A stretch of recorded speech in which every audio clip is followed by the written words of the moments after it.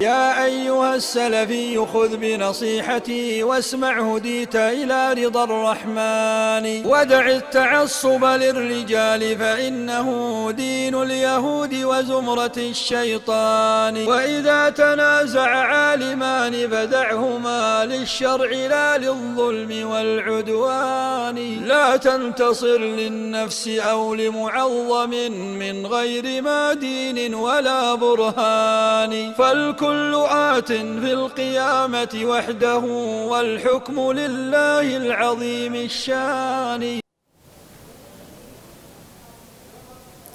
الحمد لله رب العالمين وصلى الله وسلم وبارك وأنعم على عبده ورسوله محمد وعلى آله وصحبه أجمعين. ما بعد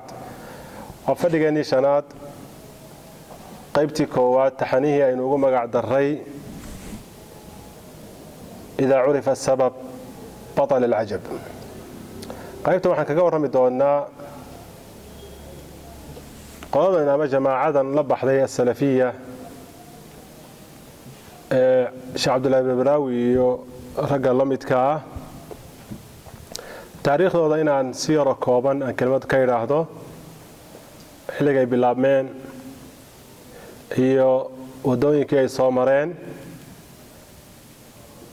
iyo ashkhaastooda iyo shukhustooda ugu muhiimsan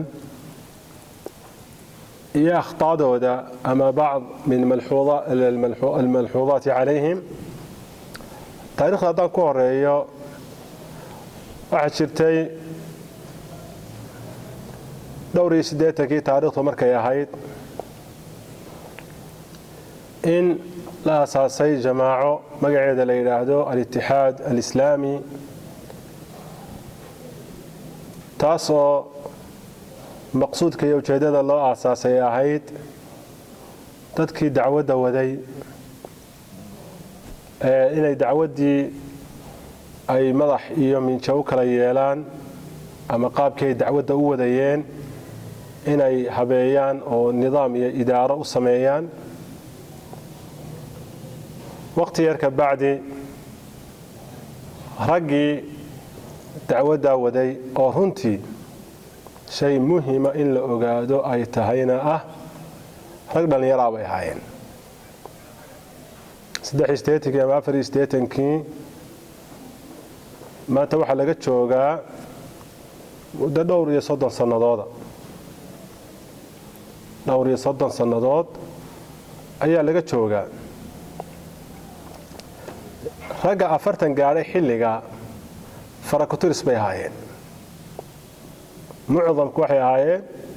30 iyo in ka yar iyo in wax yar 30 dhaaftay. idan waa dhalinyaro u bahoobay inay dacwadda wadaan iyadoo la garanayo wadcigii askariga ahaa ee tawradii iyo dhibka ay ku haysay dacwadda iyo diinta iyo dadka wada ay ku haysay. xaaladaas ayaa dhalinyaradaasi ay go'aansadeen inay dacwadda wadaan oo ay ku bahoobaan fidinta dacwadda islaamka. waxa dhacday 90kii markay ku soo dhaweyd wax yar ka hor intaan dawladdii aanay dhicin ama burburin xilligaa jirtay in dhalinyaradii ama raggii طلاب cilmiga u badnaa iyo dhalinyaranimada u badnaa in ay بعض المسائل ama بعض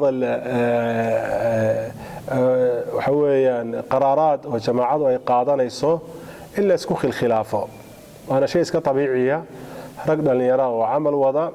inay iskhilkhilaafi karayaan oo waxyaabo ama cid kasta oo hawl maamulaysa in khilaaf soo kala dhexgelgeli karayo waa wax tabiici oo dhacaya. iyadoo arrimahaasi ay jirjiraan oo aanay aad u soo bixin ayay dawladdii dhacday ka bacdi hawshii way si yara adkaatay. waxaa markaa dhacay raggii iyagu eedeynayay raggii camalka ay wada wadeen oo majority-ga ama badankoodu ay si u arkayeen طائفة yarina ay u aragtay in arrimaha qaarkood iyo qaraaraadka qaarkood oo la qaadanaya inay mulaaxadaad leeyihiin inay isku dayaan inay ka dhex baxaan oo ay samaystaan iyagu xarako u gaar ah. taasi qodobkaasi waa qodob dad badan oo dhalinyaro aan ogeyn. markii itixaad la isku khilaafay ee raggaasi ay khilaafka muujiyeen ama mulaaxadaadka muujiyeen xaq bayna u lahaayeen mulaaxadaad inay muujiyaan laakiin qaabka ay u cilaajiyeen aynu arki doonno ayaa khaldanaa waxay isku dayeen xaraka inay sameeyaan ansaaru sunna la yiraahdo sheekh xasan calasow iyo raggiisu ay isku dayeen inay sameeyaan laakiin way u socon weyday sababta oo ah waana arinta keeni doona in waxyaabahan la dhiso waxyaabahan masaa'ishan la dhiso si ay u noqoto xaajis lagu kala sooco faysal lagu kala sooco iyaga iyo cid kale ansaaru sunna way socon weyday sababta oo ah dad isku mid ah oo isku mu'taqad ah oo acmaal dhacaysay isku qabqabsaday in aanay mid kale soconaynin waxay socon lahayd haday ashyaa jidri ah oo mu'taqadaada ay isku khilaafsan yihiin way sahlanaan lahayd inay toos ay u kala baxaan hawshii oo halka taagan xarakada ayarna ay socon weyday oo ay iska dhimatay ayaa waxa dhacay ahdaastii faraha badnayd ee ka dhacaysay deegaanada Soomaalidu ay degaan in ay ragii wadaadada ahaa ay waxa weeye maxay tahay akhtaa ay ka dhaceen sida dagaaladii dhacay ama ha noqdo kii araare ama ha noqdo kii Boosaaso iyo bari ka dhacay dagaaladaasi dabcan sida ay sheegeen ragga culimada ee waqtiga goobjooga ahaa waxay cadeeyeen inaanu midna ku dhicin dagaalada go'aan jamaacada ka soo baxay jamaacatul ittixaad go'aan ka soo baxay inaanu midna ku dhicin ee ay ku dhaceen dadka qaarkood oo tasarruf iyo degdeg ay sameeyeen iyo khata ay qaateen qaraar khata ay qaateen oo sharcanna dabcan khata inay qaateen arrimahaas ay ku dhaceen tii waxay noqotay nimankii markii horeba didsanaa ee qadaayadka qaarkood ka didsanaa inay ka dhigteen muttaka iyo shay ay cuskadaan oo ay yiraahdaan waxa weeyaan waxaan oo dhan baa dhacay waad khaldantiin ilaa ma hunaalika arkii waxa dhacay in la isku dayay oo culimadii ay isu yimaadeen oo meel walba la isaga yimid akhtaadii dhacdayna la xukumay inay khata ahaayeen cidii qaraaraad ka qaadatayna la xukmiyo la iskuna dayay in safkii dib loo mideeyo oo maadaama cidii khaldantayna khaladkeedii lagu xukumay oo waliba lagu joojiyay dagaalada la isku hortaagay qaraaraad jamaacada ka soo baxay waana shay mufaaraqa ah oo cajiiba jiddan dagaalada dhacay waxay ku dhaceen siday sheegeen dadkii goobjooga ka ahaa ee mashhadka xaadiray kuma dhicin qaraar jamaacadu ay u leeyahay laakiin waxa lagu joojiyo la isku hortaagay qaraar jamaacada ka soo baxay waa laba shay oo runtii aad u kala fog weeyay Sheikh Ali Warsame xafidahullah wuxuu ii sheegay dagaalkii xagga ka dhacay aaralay xagga markii dawladii kacaanku ay burburtay iyadoo qaxiya lagu kala jiro in loo sheegay isaga yeesha Cabdiqaadir Nuur Faarax Allah yarxamo in niman isurursanayaan oo meesha Kismaayo la yiraahdo iyo ay doonayaan in ay maaskaraad ka sameeyaan iyo meelo dad lagu ururiyo ciidamo lagu ururiyo wuxuu sheekhu ii sheegay anigoo qax ku jiro ubadkii maatadii ay wada ayaan intaan dhigay ayaan cararay aniga yeesha Cabdiqaadir Nuur Faarax si aanu qoliyaha u kala dirro waxa ay wadaan aan uga hor istaagno waa shahaada li taariikh sheekhina waa nool yahay xafidahullah idan akhtaadii markii la yiri hal saxo oo la wada fadhiistay oo la xukmiyay in waxaan khata yihiin qoladii halkii kuma istaageen waxay yiraahdeen may annagu jamaacadan iyo say wax wado ma ogolin ولهذا مسائل dib ka timid waqtiga ma joogin arintuna dabaab baa saaraayo waadix ma yahayn waxay ahaydun khulaasadeedu ahayd niman wax qoonsaday wax kalena u hilaaceen oo inay gooni u infisaalaan ama u dhaxbaxaan ay u hilaacday ragii hawsha shidayay ee dabada ka waday Dr. Uthman Macallin baa kamid ahaa Sheikh Abdullah Diiriya Abtidoon baa kamid ahaa waliba aad ka mutaxammiska ugu ahaa Sheikh Ahmed Daahir Aweys baa kamid ahaa inkastoo markii dambe uu iskaga gaabsaday waqtiyo dambe waxa markaa ay u badnaayeen nimankaas niman jaamica islaamiya iyo jaamicatu mulqura دراسات عليا كودا ماستر iyo دكتوراه marka inay xooga isyara mahadiyeen oo yiraahdeen aynu kayaan mustaqil ah oo ka dhex baxsan aynu noqonno laakiin waxa adkaatay meeshii wajiga loo saari lahaa ayaa adkaatay oo laba qolo oo isku kutub dhigaysa oo isku masaa'il aaminsan si ay u kala noqon karayaan laba kayaan oo kala jira arrin adag bay noqotay mas'aladana markaa timid mas'aladan taxazubka oo runtii ay u arkeen inay noqon karayso mas'alo kala sooci karaysa oo طلاب العلمي loo sheegi karayo oo xaajis noqon karaysa oo ah anagu xisbi manihin jamaaco manihin tanziim farqiga noo dhaxeeya anaga iyo qoladaasi gaar ahaan اتحاد oo waqti ka bacdi la baxay magaca اعتصام anaga iyaga waxa noo dhaxeeya inaan anagu iyaguna ay urur yihiin anaguna aanan urur ahayn taasi marka waa xaajiska raqam waaxida waxa kale la sheegaa waa dhacdooyin dhacay oo halkaas waxaasi ka dhaceen xaqiiqada طلاب العلمي aanu sheegaya waa taa weey sababta oo ah wixii dhacay waxa ku filan qofku inuu qiro yiraahdo khata sharcan buu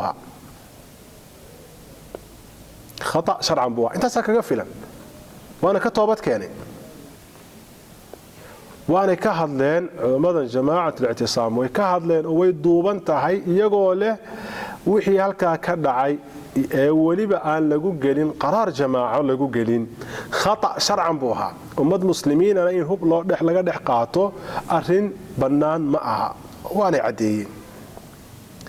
haddaba taas hadday dhammaato maxaa soo haray albaabadii baa isku furmaya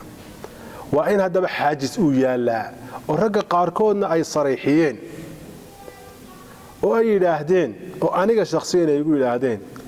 hadday wax kastaba ka toobad keenaan oo laakiin tanziimkaas iyo jamaacada ay yihiin marnaba aqbali maayo qaarkood waxaan ku yidhi haddaan kuu soo ururiyo culimmada ictisaamka dhammaantood oo ay ku yidhaahdaan sidee baan u toobad keennaa kadibna sidaad adigu jeclad ay u toobad keenaan iyadoo toobadeed ilaahay loo toobad keeno laakiin si bal khilaafkan iyo hawshan loo soo afjaro hadday sidaas sameeyaan ka waran oo waliba anigu aan kuu ballan qaaday inaan kuu keeno ma aqbalaysaa والله الذي لا إله إلا هو مدينة جوني وكل ديران كري واي إنه يلاهدو ها هو رجالستي وإنما كلام آمين وحيابك هو رجالستي تاو حيسي أكيد جلسات كان كشكية مساجد كهجرة كوي الله رجيسا مالين أنو إذا فدني إذا أنا فدني أيام الشيخ عبد الله حاشي أيام وحنكوري الشيخ محمد إدريس oo aad oran jirtay waxaan aaminsan yahay waxaan filayaa xilligii dawladii Sheekh Shariif inay ahayd bal hadalka uu ka yiri nimankan shabaabka ah iyo dawladan Shariif iyo gaalaysiinaya iyo bal hadalka fiican ee waafaqsan hadalkii ahlu sunna wal jamaa bal eeg wuxuu ugu jawaabay Maxamed Idris baan anigu aaminaa idan qadiyadu ma aha qadiyad مسائل خلدن باجيره الله صحو هدي صحانهم اخوان لن ابدا تير كان تاغن oo waa in la burburiyaa qarkoodna way sareexeen waa in la burburiyaa aanay jirin oo marka maxaa xala dawaaniga ugu soo daba fayla yani lisaanu xaalkoodu saasuu noqonaya labadii kun markii la gaaray ama ay lagu dhawaa waxay noqotay malaamixdii ama wajigii loo saari lahaa ayaa cadaaday ama muuqday waanigi sheegay doodii 799 kamid ahaan dhacday muqdisho ka dhacday in xitaa waxyaabaha usuul lagu sheegaya طالب cilmigu ku qoslayo doodaas uu Sheekh Cabdullaahi Xaashi uu leeyahay usuul baa noo dhaxaysa waxa la deedeeyay wali waanay cadayn waxba la kiilayay farabadan may cadayn waxa manaad noqon karaya may cadayn oo xitaa wanaga sheegnay inuu xitaa magaca yiri taxaddi baan ku sameeynaya caalim salafiyo ila baneeyo magac in la bixi karo markii ay tashakushay xagan Somaliland waxa jiray dhalinyaro Yemen tagay oo Sheekh Cabdullaahi Barbaraawi ka mid ahaa dhowr sanadood ku maqnaa iyo wadaad kale dhalinyaradaas oo soo noqotay Sheekh Axmed Iidna ka mid yahay oo Sheekh Muqbil ibn Haadi al-Waadici oo aan rajaynayay inuu ahaa sheekh caalima oo muhaddith ah oo runtii diinta anfacay oo ku yeeray in badan in waxa weeye maxay tahay aqeedada la saxo sunnada nabi maxamed alayhi salaatu wasalaam la raacay بعض المسائل oo aan aad u fahmin ka soo talaqufay ayaa yimid hargeysana u badnaaba hargeysa yimid qoladii iyagu muqdisho joogtay ee iyagu asalka u ahaa khilaafkan itixaad dhexdii ku yimid oo rag badan oo iyaga ka midna jaacada Sacuudiga ay dhigtaan ayaa jiray marka labada shaqi ee kala duwan waxyaabo badan ay u dhaxeeyaan ayaa jiray xagga طريقة cilaajinta iyo waxyaabo badan ay u dhaxeeyeen waxa dhacday marka qoladii koonfur joogtay ama muqdisho joogtay waxay damceen inay wujuud ku yeeshaan goboladii kale ama gaar ahaan Somaliland ay ihtimaam badan ay saaraan Sheekh Xuseen Cabdi Cilmi oo marka khariij ahaa Jaamacada Islaamiga dhowr 90kii ka soo baxay oo la ta'thiriyay ayaa calanka u qaatay iyo Sheekh Cabdullaahi Xaashi oo isaguna dacmo sariic u ahaa kadibna waxa la dareemay in si maqar loo helo oo wujuud loo helo shakhsiya cilmiya loo baahan yahay oo dadka isu soo taagaan halkaas markaa sheekhayaga Sheekh Cabdulkariim Xasan Xush xafidahullah oo runtii للتاريخ ملاحظات لها كلها أما صاري قارهان دقالدي دعيي حقنا ولها إنه ملاحظيه ونكوس أحسنا دقالداس إنه خلد هايين وحانو كمدها Sheekh Cabdulkariim والله يبقى أسلوبك لو علاجينين لو كلا دونا dadkii faraha badnaayay itixaadka ahaa diidana dagaalada dhacayay ayuu kamid ahaa laakiin wuxuu la dheeraa isagu sawdkiisa caali ahaa marka muu hayn huwa alwaxiid cidda diidan muu ahayn ee wuxuu ahaa sheekhi isagu si waadix oo cad uga hor yimid ee u diidana sheekhaas markii ay ula muuqatay in aanu la shaqayn karaynin i'tisaam waxay noqotay qoladan inay gacanta ku dhigaan haddaba waxa la garay marxalad sideeba haddaba shay waaxida Burcay Hargeysa iyo gobolada Soomaaliland la isugu xidhi karaa dhalinyaradii baa laga keenay Hargeysa waxa lagu xidhay oo rabti looga dhigay in dacwadan ay mid noqoto magaca salafiyadana ay sidato ashkhaasta mu'tamadka ahna ay noqoto ashkhaasta ugu muuqashada badan ama u ololaynta ama cilmiyan kay doontaba ha noqotee sidaas ayay ku dhisantay oo hawshani aan anagu raayul cayn aanu arkayno aan taagnayn ay ku dhisantay بعد ذلك waxa dhacay dhowr 90kii hawshii inay marka ay sii adkaato tanziimkii inuu dhismo inuu sucuud yeesho inuu atbaac yeesho inuu maraakis iyo masaajida leh yeesho uu noqdo tayaar jira oo waxa weeyaan ithbaat alwujud sameynaya ولهذا baa waxa ku yimid markii ay tayaarnimo u sameysmeen waxa ku yimid in maraakistii Yemen ay ka yimaadeen in iyaga istidaam u ka yimaado oo qaabkan ay u tashakuleen iyo qaabkii markaas damaaj yaalay inuu yahay laba dariiqo kala duwan oo marka halka ay ka muuqato qaabkii markii hore lagu soo galay iyo qaabka xaalku noqday in furuuq u dhaxayso qaabkaas ku tashakulay kadibna damaaj iyo culimadii Yemen sidaas ayaa waqtiyo badan hujuum sharisi uu kaga yimid oo isku dhexdaadiyay waqtiyada qaar kood sababtoo ahna waxa weeye qaabkan ay noqdeen iyo qaabkii ay damaaj la doonay ama ay damaaj ahayd ayaa furuuqi u dhaxaysay oo kala duwanaaday halkana waxay noqdeen tayaar jira oo wujuudkiisa leh oo kala dambeyntiisa leh nimankan waxaan hore u tilmaamay maadaama cunsurkaas ay dhiseen annagu urur ma nihin dadka kalena waa urur annagu jamaaca ma nihin dadka kalena waa jamaaca ay dhiseen waxay uga dhigeen xaydaam uga dhigeen dadka kale cidda u tagtaa waa lagu tabdiicinaya oo waxa la yiraahdaa tacaawun maca al-mukhaalif oo waxay iftiraadeen oo waliba san horaba u tilmaamay jamaacatu al-i'tisaam ay raqam waaxid agtooda ka tahay cidda ay hujuumku ka dhaxeeyo اعتصام عدي وتكتا محاضرات لا سميسا ee la gasha ee dacwad la fidisaa inuu iyago kala noqonayo taasina waa teed lagu ilaalinayo dhalinyaradu inaan dacwad ka soo jeedin ama aanay ka qayb gelin waxa dhacday isweydiin le nimankan iyo tanziimkan iyo munadiriin waxay badan ku celceliyaan waa kuma ninka anagu aanu ku daba faylaa laba siyood ba dadka loo maamulaa tanziimaadka waadixa iyagoo aan sirriyada ahayn iyagoo way cad yihiin oo shakhsi baa la magacaabay wax la yiraahdaa hebel weey saadaradeed atbaacda oo dhan way wada garanayaan dacwadan ay wadaan ra'iiskeedu ama mudiirkeedu ama mushrifkeedu inuu hebel yahay oo jamaacaadka wuxuu waadix yihiin jamaacaadka sirriga waxa lagu yaqaanaa shakhsi lama magacaabo shakhsi لما مقعابه عدد من الأشخاص oo iyagu hoosta iska og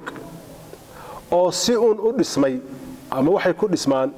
inuu mawduucan mutaxammis ku yahay oo aad hadalkiisu badan yahay ninba ninka uu ka radinta iyo qaylada badan yahay buu ramzi ka noqdaa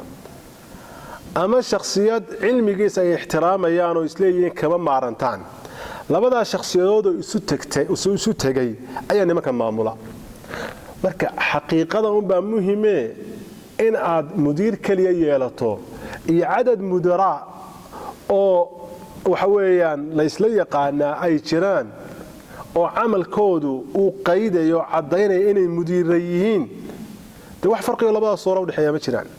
waana tilmaamay majaalisteedii hore in shir loo baajin gaaray liajli hebel baan imanayn oo lagu yiri hebelow Dr. Uthman Muallimow shir aadan adigu furin ma furmayaba waa suuro cadaynaysa in cid muayyan ah hawshu ka goodo waqaa'ic badan bay leedahay Sheikh Hussein Abdi Cilmi masaajidka sunne go'aan uu isagu leeyahay ama hala istiqlaal ama ha ku soo qanciyo culimada kale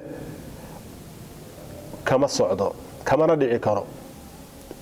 cid aanu isagu raali ka ahayna waa laga yaabaa waqtiyada dambe markii ahdaaf badan dhacday inuu xogaa yara daciifay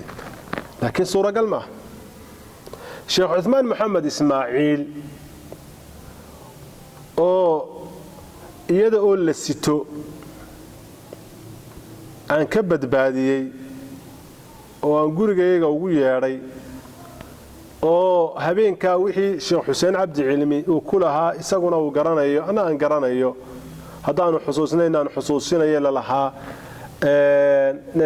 waxa weeye noo tanaazul ma ha ku qanac mas'ala cilmiye noo tanaazul waxa dhacday maalmo ka hor inta aan la soo xiragelin Sheikh Uthman in Sheikh Hussein Abdi Cilmi inuu yiri Sheikh Uthman waan fahmi la ahay masaajidka sunna waan ka saaraya min la leeyahay masaajidka marka baawarka uu sida ku leeyahay muxuu yahay masaajidka cid bilista wala garanaya baawarka uu sida ku leeyahay maxay tahay baawarka Uthman Muallim uu leeyahay la leeyahay shiraadan furin furmi maayo muxuu yahay taas waa qodob marka la isu yimaade la leeyahay macniyiintii baa loo baahan yahay cidii hawshan lahayd macniyiintu waa cidii hawshan lahayd ee la leeyahay Nairobi na cukaasha laga sugayaa meel heblaayana hebel baa laga sugayaa billaahi calaykum marka la leeyahay hebel baa meel heblaaye laga sugayaa meel heblaayada hebelkaasi ma keligii baa ku nool wax salafi oo culama ah ma inta kale culama way ku nooshay culimada kale oo dhan baan salafiyiin ahayn meesha ku nool oo keligii baa ka soo baxay tamthiilka uu ku metelay ilaa mas'ala cilmiye laga ma hadlayo Sheikh Abdullah Barbaraawi fujuur fi al-khusum sameeyay oo wuxuu ku sameeyay wuxuu ka dhigay markii aan kelmadii muqtadabka ahayd ee aan tilmaamay inay shiraan wuxuu ka dhigay shir kaliya inuu ahaa suura waaxid shir waaxid mar waaxid dhacay oo isaguna uu ka maqnaa taa inay ahayd buu sawiray sanad iyo xilli aydan kulmin ma jiro inaydan cilmi mar walba isugu imanna waa la garanayaa waxa isugu timaadaan halkaynu kaga dhufanaa iyo xagaynu dacwada iyo maxaynu hebel sidaynu u radinaa iyo waxa weeye hebel baa la fahmi laayahay iyo dacwadii sidee baynu u tatwiirinaa iyo inta jamaacadka kale bay ka shiraan bad ka shirtaan shir mar kaliya dhacayna ma aha wuxuu dhacaa sanawiyan buu dhacaa xajka wixii isugu yimaada marka xajka intaas soo culamo Soomaaliyeed oo kala duwan oo aad hargeysa qaarkood ay kula joogaan oo culamo ummadda oo dhan ay ictiraafsan tahay oo uu kamid yahay mufti diyaar Somalilandiya Sheekh Dirir Maxamed Umar Dirir oo ma ka imanayo ee aad gooni u shiraysaan ee waliba xajkii ugu dambeeyay imaaradii uu deganaa sheekhu idukuna xagga salaad ka kareysateen ee aad shirayseen Sheekh Maxamed Cabdi Zaahir iyo gobolada iyo wadamada isaga timaadeen bal mas'alada cilmiga aanu Sheekh Dirir garanayeen aad xalinayseen maxay tahay hawsha dacwadeeda ummadda anfacaysa Sheekh Dirir aanu garanaynin ee aydan ugu yeedhin isagoo dabaqaydin ka hooseeya degan maxay tahay in dhaal isqabta ma waad ka soo qaado shir oon mas'ala yar oo cilmiye iyo nin qofku waxaan u yeeranaa wixii uu mutakhassis ku yahay annaga u yeeranaa wees macnaaha annaga adigu ay marka lagu celceliyo kalimatu salafi annagoo salafiyiinta hadaanu nahay laba mid uu wax u dhaxeeya ma jira inaad leedin annaga ila annaga baydin khilaafsane oo masaajidadiina nooma ogolidin waad ogtihiin inaanu ittaqillaah dadka kan ilaahno ittaqullaah kana nooma ogolidin imma inaad tiraahdaan annaga baa salafiyiin inta yadan asmaadan aan sheegay ayun baa salafiyiin culimada kale hargeysa jooga iyo buraayo jooga ila saanood jooga ee boorama jooga salafiyiin ma aha kuwa inaad ku dhiirato dadka u sheegto iyo inaad qirato salafiyadu ma aha uga ma jeedo tii sunnada lagaga baxayay waa magac anagu aanu sidano urur gaaro cid gaaro isku qanacday baanu nahay waana sida xaqiiqadu tahay طاعة مليهين طاعة ودليدهين أمر ينهينا ودليدهين أمر ينهينا ودليدهين أو ما أنت مساجدة هيسان iyo qaraaraadka dacawigayda soo maraya qaraar baad ku qaadataan atbaacdiinuna way ku adeecdaan inay ku adeeci waayeen qaraar baad ka qaadataan waxa tiraadaan waa nin la soo hayo iyo waa nin wax ka sii yihiin nin mumayaci waxa tiraadaan marka arintu way cadahay waa urur jira ama jamaaca dacawiya oo tariiqada ku asaasantay qadiyadan ay ku celcelinayaan waa qadiyada isu haysa hadday mas'aladan ta'siiliyaan Sheekh Xuseen Cabdi Cilmi afkiisu igaga yiri wuxuu ugu yiri Faysal hadaad sidan masaa'isha u taqriirinayso aan kula qaadano dadku way kala dareerayaan waxaan ku hadaanay xaq ku wada joogan haba kala dareerka u fiican waxyaabaha ugu muhiimsan akhtaada ay leeyihiin طبعا انا waxaan aaminsanahay lil adl wal amana وإخوان لنا إخوة من أهل السنة والجماعة قد بغوا علينا كما صارنا السنة إيضا لغياب أقواش أهل العلم سيدي هذا الشيخ الإسلام ابن تيمية وتلمامي عدة تعصب شديد كل عدا أما وحن إلهي رسول كيسو ولا يبرا كحر أما ضدك كفوغية أما كسو دويست أين من أهل التفرق والاختلاف أيهين الشيخ الإسلام ابن تيمية عينك هو قرري هذا وحنا مسناهي ومن أهل السنة وإخوان لنا وحنا نسكوها يسنانا وحنا كوها يسنابا كلية وحكا لما هي ظلمي قاون لنا كتشوغا ظلمي عددك كوها يسن كتشوغا أخطاء يكون عن وحكم إذا تستر كي خفاقة أمر كود وقرصوني هاي وضدك كلا يكون آديان إن أنا هاي وحنا عصوصتها مدحنا قاركود من مدحوينها ayaanu bari aanu geeyay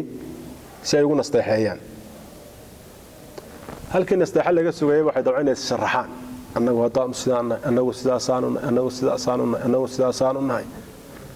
madaxweynaha markay bixeen wuxuu yiri wanimakan maxay ahaayeen waxaan ku celcelinayaan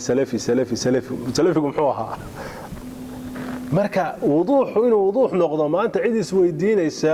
jamaacatu al-i'tisaam ama mu'assasatu al-karam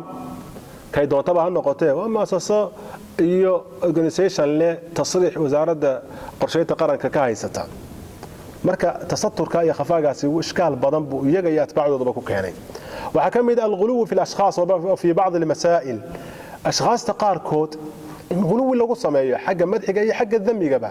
xagga madxigana in ashkhas lagu dulwareego leeyahay hebel qofkan darsigiisa soo xaadirin waxba ka siyo lagaba shakiyaba ama ba'd al-masaa'il sida at-ta'awun ma'a al-mukhalif